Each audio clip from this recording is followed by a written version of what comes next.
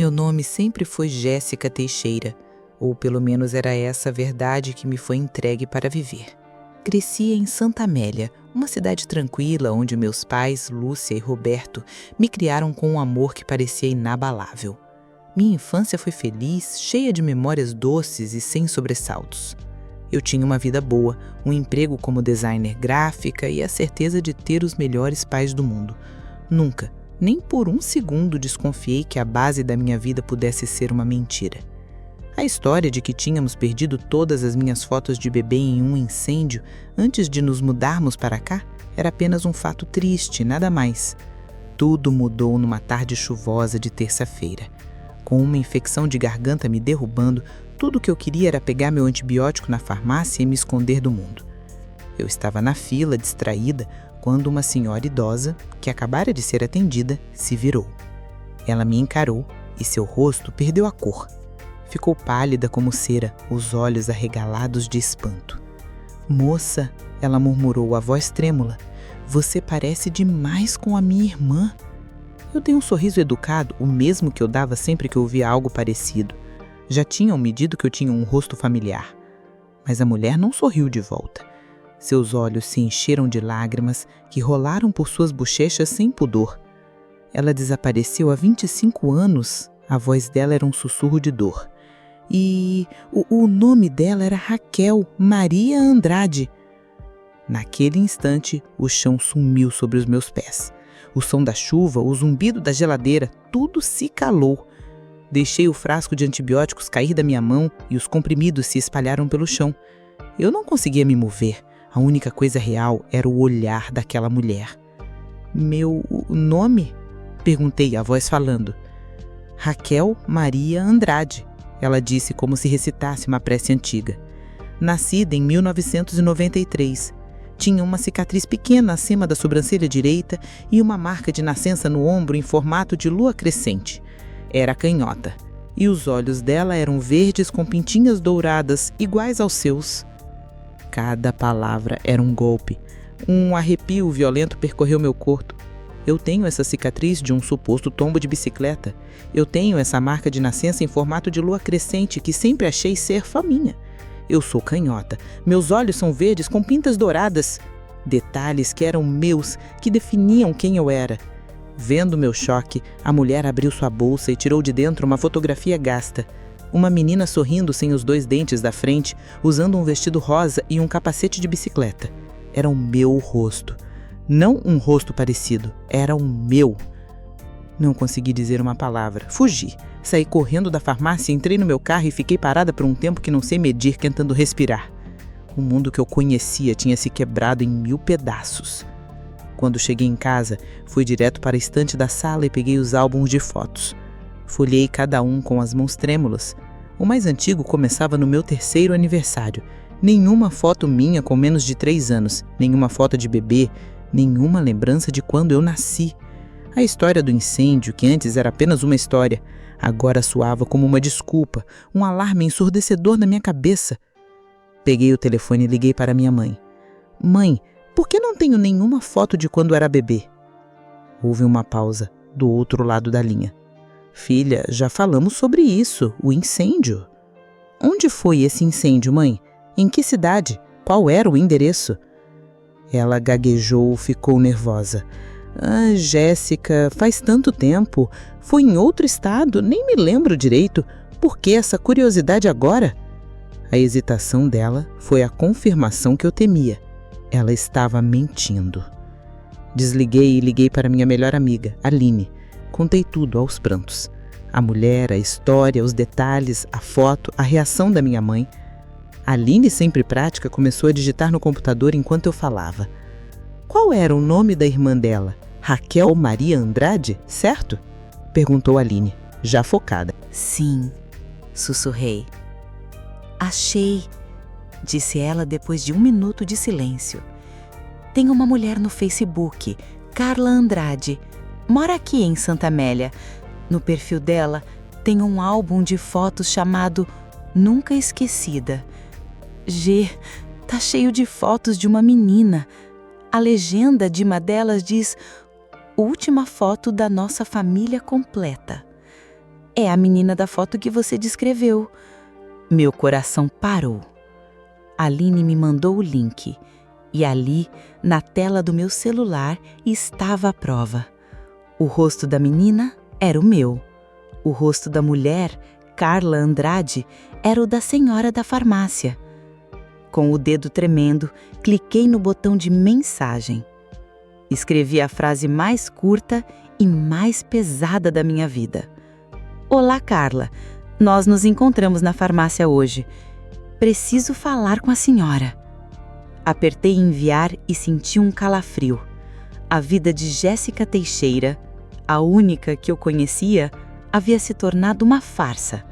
E eu estava prestes a descobrir a verdade, por mais dolorosa que ela fosse. Os 3 dias que se seguiram ao envio daquela mensagem foram os mais longos e angustiantes da minha vida. Eu mal dormi, mal comi. Cada notificação no meu celular fazia meu coração disparar, apenas para se afundar em decepção ao ver que não era a resposta que eu esperava. Minha casa, antes um refúgio, agora parecia um cenário de mentiras. Eu olhava para os meus pais, Lúcia e Roberto, e via 2 estranhos. Cada sorriso, cada gesto de carinho deles, que antes me aquecia, agora me causava um arrepio. Eles sabiam? O quanto eles sabiam? A dúvida era uma tortura. Finalmente, na manhã do 4º dia, a resposta chegou. Era curta e direta. Jéssica, obrigada por me escrever. Podemos nos encontrar hoje à tarde, às 15, no Café Central? Preciso te mostrar algumas coisas. Com carinho, Carla. Meu estômago se revirou. Com carinho. Aquelas 2 palavras carregavam o peso de 25 anos de saudade. Confirmei o encontro e passei o resto do dia em um estado de pânico controlado.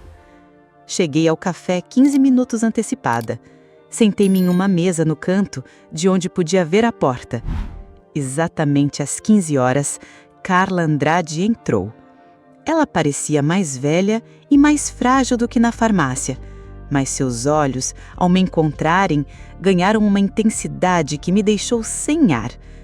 Ela carregava uma pasta de plástico grossa e uma bolsa de ombro. "Obrigada por vir", disse ela com a voz suave, sentando-se à minha frente. Seus olhos não se desviavam dos meus, como se ela tivesse medo de que eu pudesse desaparecer se ela piscasse. Eu apenas assenti, incapaz de formular uma frase. Carla não perdeu tempo. Ela colocou a pasta sobre a mesa e a abriu. O que ela tirou de dentro fez meu sangue gelar. Eram reportagens de jornais amarelados pelo tempo, com fotos granuladas do meu rosto de criança. As manchetes pulavam para mim. Menina de 7 anos desaparece do quintal de casa em Belo Horizonte. Família oferece recompensa por informações sobre Raquel Andrade. Havia cartazes de desaparecida, com a minha foto e uma descrição detalhada. Havia cópias de boletins de ocorrência, depoimentos, tudo sobre o desaparecimento de Raquel Maria Andrade. Nós morávamos em Belo Horizonte. Começou a Carla a explicar, a voz embargada, apontando para um dos recortes. A sua mãe, nossa mãe, estava no telefone. Você estava brincando no quintal, como sempre fazia. Foi por 5 minutos. Quando ela desligou e foi te chamar para entrar, o portão estava aberto. E você tinha sumido. As lágrimas brotaram nos olhos dela novamente. Passamos anos procurando. Anos. Contratamos investigadores, fizemos campanhas, demos entrevistas. Seu rosto estava em todos os lugares. Mas o tempo passou e nunca tivemos uma única pista. Nunca. Até eu te ver na farmácia. Minha cabeça girava. Eu era a menina dos cartazes. Minha vida inteira em Santa Amélia tinha sido construída sobre o sequestro de uma criança em outra cidade, em outro estado.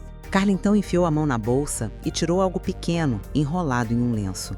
Ela o desembrulhou com um cuidado reverente. Era um ursinho de pelúcia minúsculo, marrom, com um dos olhos de botão faltando e o pelo gasto de tanto ser abraçado. Esse era seu, disse ela, colocando-o suavemente na mesa entre nós duas. Você o chamava de Bolinha. Não dormia sem ele. Ele ficou para trás no seu quarto. Eu olhei para o ursinho. E então algo estranho aconteceu. Uma faísca. Não era uma memória clara, mas um sentimento. Um eco fantasma de calor e segurança. A sensação de um tecido macio contra o meu rosto.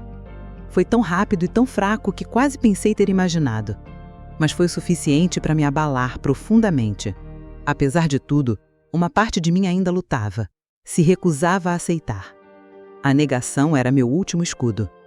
Isso não prova nada, murmurei, a voz fraca. É uma história terrível e eu sinto muito por sua família. Mas a semelhança pode ser uma coincidência.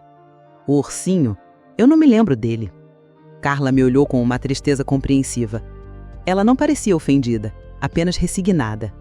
Eu sei, ela respondeu calmamente. Eu sabia que você diria isso. É por isso que eu trouxe isto. Ela se inclinou e tirou uma pequena caixa de papelão da bolsa. Colocou-a na mesa.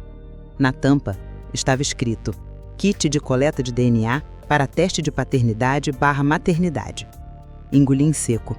Meu coração batia tão forte que eu podia senti-lo na garganta. Era o momento da verdade. Não havia mais para onde fugir. A ciência daria a resposta final. Eu já fiz a minha parte esta manhã. Agora só falta você. Se eu estiver errada, eu juro que nunca mais a incomodarei. Mas se eu estiver certa, você merece saber quem você é. Peguei o kit com as mãos trêmulas. Ali mesmo, no meio do café, com o cheiro de grãos moídos no ar e as conversas de outras pessoas ao fundo, segui as instruções. Passei o cotonete na parte interna da minha bochecha. Foi um ato simples, clínico, mas que carregava o peso de 2 vidas inteiras. Coloquei a amostra no envelope, lacrei e entreguei para ela. 10 dias depois, o resultado chegou por e-mail enviado pelo laboratório para nós duas ao mesmo tempo. Eu estava sentada na minha mesa de trabalho, incapaz de me concentrar em qualquer outra coisa. Quando a notificação apareceu, senti um calafrio percorrer o meu corpo. Abri o anexo em PDF, rolei a página, passando pelos termos técnicos até chegar à conclusão. Lá estava, embaurado em negrito. Probabilidade de maternidade, 99,9999%. Eu era Raquel Maria Andrade. O e-mail com o resultado do DNA ficou aberto na tela do meu computador por horas. Eu li e reli a frase, probabilidade de maternidade 99,9999%, mas meu cérebro se recusava a absorver completamente. Eu era Raquel Maria Andrade. Jéssica Teixeira era uma ficção. Meus pais não eram meus pais. Eram meus sequestradores. Passei os dias seguintes trancada no meu quarto, em um estado de choque profundo que se misturava com ondas de dor e raiva. Chorei por horas a fio. Chorei pela menina de 7 anos que foi arrancada de sua família. Chorei pela mãe e pela irmã que passaram 25 anos procurando por mim. E chorei pela perda da única vida que eu conhecia. O amor que eu sentia por Lúcia e Roberto agora estava contaminado por uma traição tão monstruosa que eu mal conseguia respirar ao pensar neles. Cada memória feliz da minha infância agora tinha uma mancha escura, a sombra de uma mentira terrível. Depois que as lágrimas secaram, restou uma calma fria e determinada. Eu não podia mais viver naquela casa, debaixo do mesmo teto que eles. Mas antes de ir embora, eu precisava de uma coisa: a verdade dita por eles. Eu precisava olhar nos olhos deles enquanto o mundo que eles construíram desabava. Numa noite de sábado, desci as escadas com o envelope do teste de DNA na mão. Eles estavam na sala, assistindo a um programa qualquer na televisão. A cena era tão normal, tão doméstica, que me deu náuseas. Desliguem a TV. Minha voz soou estranha, sem emoção. Precisamos conversar. Eles me olharam, surpresos com o meu tom. Meu pai, Roberto, pegou o controle remoto e a tela ficou preta, deixando um silêncio pesado no ar. Minha mãe, Lúcia, ajeitou-se no sofá com uma expressão preocupada. O que foi, filha? Você tá tão esquisita esses dias? A palavra filha me atingiu como um tapa. Respirei fundo e coloquei o papel impresso sobre a mesinha de centro, entre nós. Eu quero que vocês me expliquem o que é isso. Meu pai pegou o papel. Vi seus olhos percorrerem as linhas, a confusão inicial dando lugar ao puro pavor. Ele ficou branco, a boca entreaberta. Minha mãe se inclinou para ler também, e quando entendeu do que se tratava, soltou um soluço baixo e levou as mãos ao rosto. O teatro havia acabado. Como?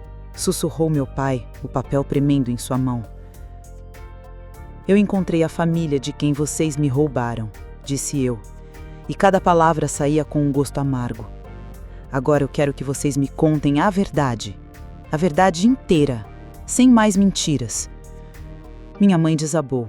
Em meio a lágrimas compulsivas, a história finalmente veio à tona. Nós queríamos tanto um bebê, Jéssica, Raquel, ela gaguejou, sem saber como me chamar. Tentamos por anos, tratamentos, adoções que não deram certo, era uma dor que não passava.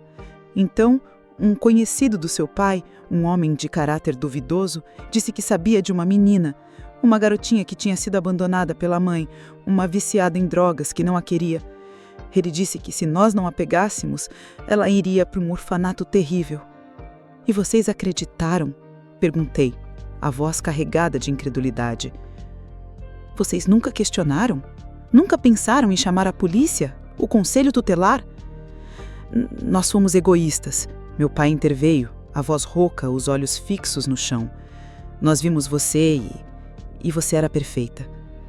Era a filha que sempre sonhamos. Nós não fizemos perguntas porque tínhamos medo da resposta. Nós suspeitávamos que a história não era bem essa, mas era mais fácil acreditar. Achamos que estávamos te salvando, te dando uma vida melhor. Me salvando? Eu quase gritei. Vocês destruíram uma família. Vocês me sequestraram, mudaram seus próprios nomes, inventaram um passado, fugiram para outra cidade e viveram uma mentira por 25 anos. Vocês me viram crescer, sabendo que em algum lugar existia uma mãe chorando pela filha desaparecida. O silêncio deles era a confissão final. Eles haviam se escondido do mundo, evitando jornais, noticiários e qualquer campanha de crianças desaparecidas, com medo de que a qualquer momento minha foto pudesse aparecer e o castelo de cartas deles desmoronasse. Levei o caso à polícia, com o coração em pedaços. A justiça, no entanto, foi mais branda do que a minha dor. Considerando a idade avançada de Roberto e Lúcia e o fato inegável de que, apesar de tudo, eles me criaram com amor e me deram uma boa vida, a sentença foi leve. Foram condenados a prestar serviços comunitários. Eu não recorri. No fundo, eu não queria vê-los apodrecer numa prisão.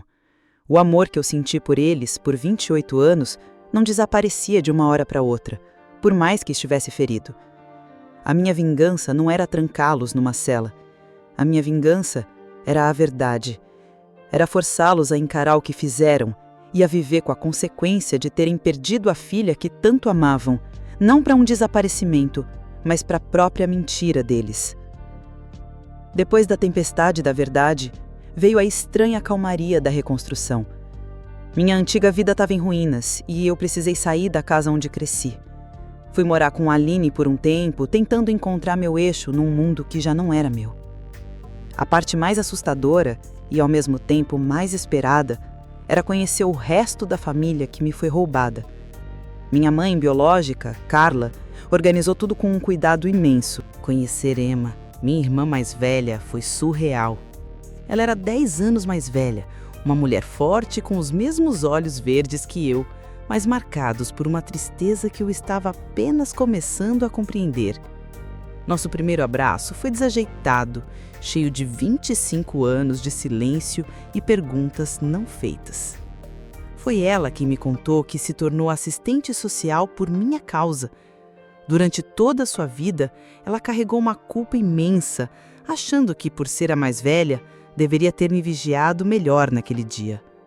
Ouvir aquilo me partiu o coração.